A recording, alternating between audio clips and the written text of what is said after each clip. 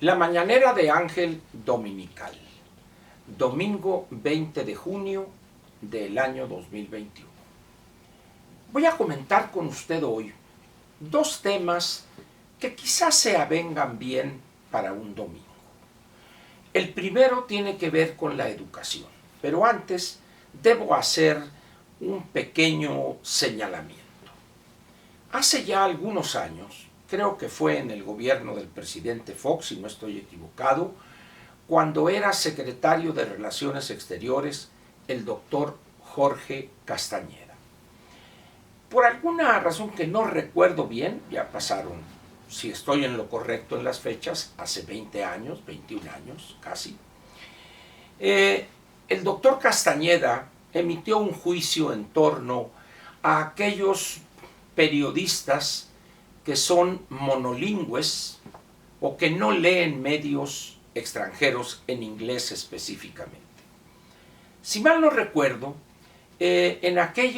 cuando hizo esos comentarios, que por desgracia, en vez de ser entendidos y aceptados, fueron criticados acremente, mencionó él 3 o 4 medios: New York Times, Wall Street, quizá Washington Post y The Economist, o alguna cosa por el estilo. Hoy, aun cuando no lo querramos aceptar, ese rechazo o esa imposibilidad de informarse, teniendo como fuente, si no principal, al menos complementaria, de esos 4 medios que mencioné, hay otro que nadie podría decir hoy, bueno, es que no sé inglés, porque es un medio en español, El País, que tiene una edición especial para América Latina, pero también para México. De tal manera que con una cuota anual, los periodistas podrían tener acceso al País.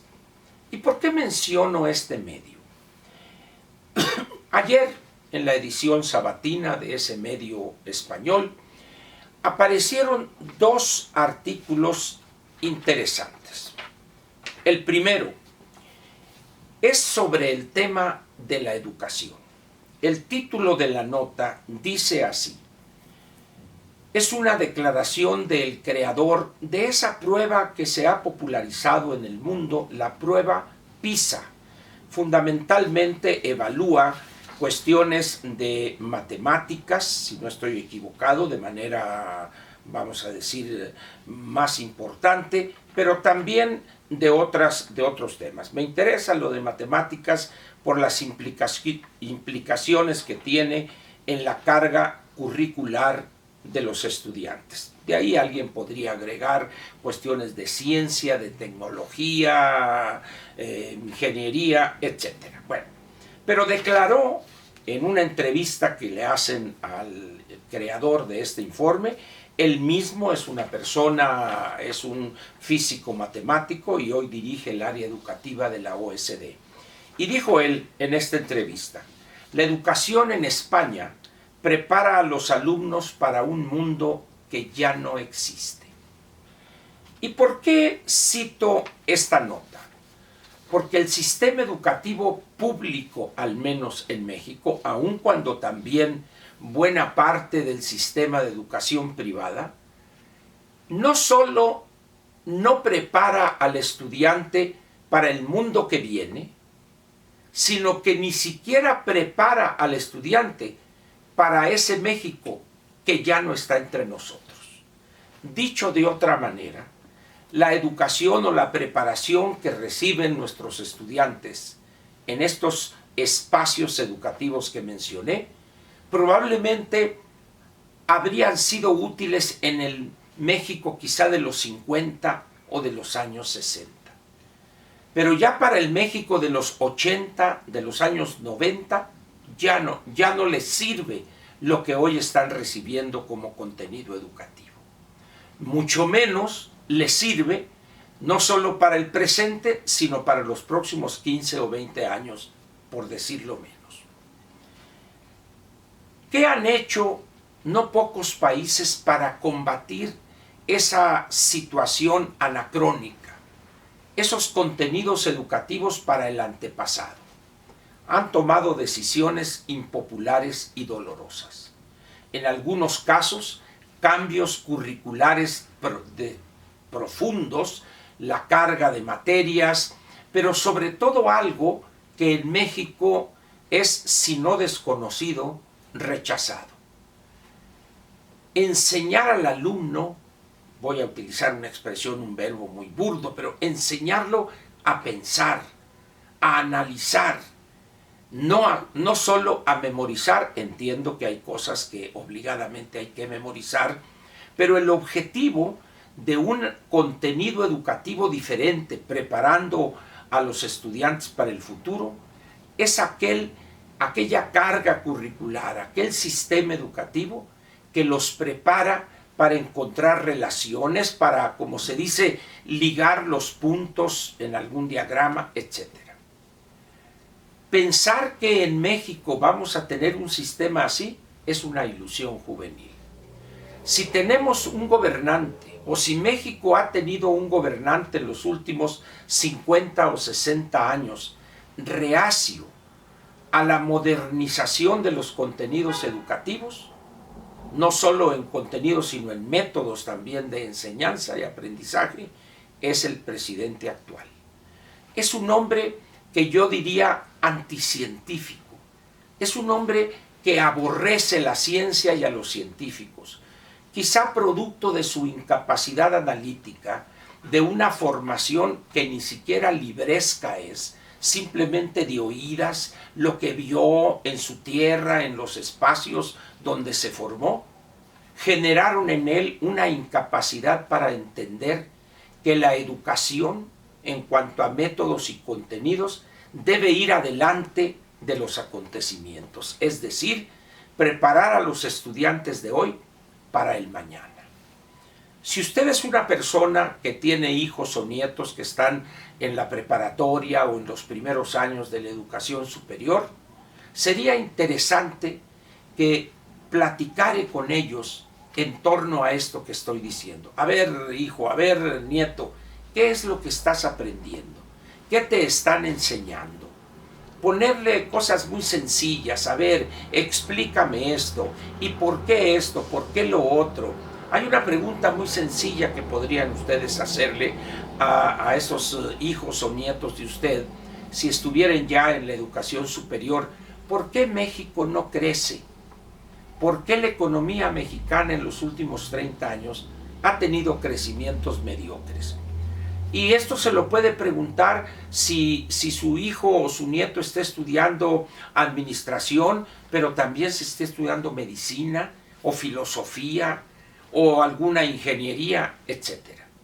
La idea aquí es que usted, como padre o abuelo o como alguien interesado en la educación de sus hijos y nietos, sepa, conozca qué tipo de educación están recibiendo para ver si la incorporación laboral de los suyos tuviere probabilidades de ser exitosa.